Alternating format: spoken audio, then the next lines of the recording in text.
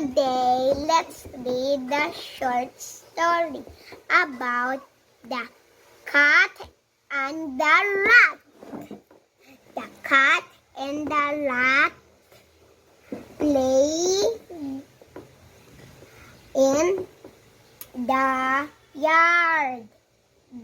The cat runs after the rat. The rat hides in a big can.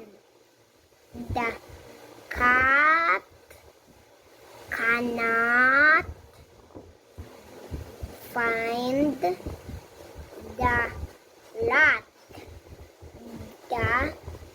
This cat is mad.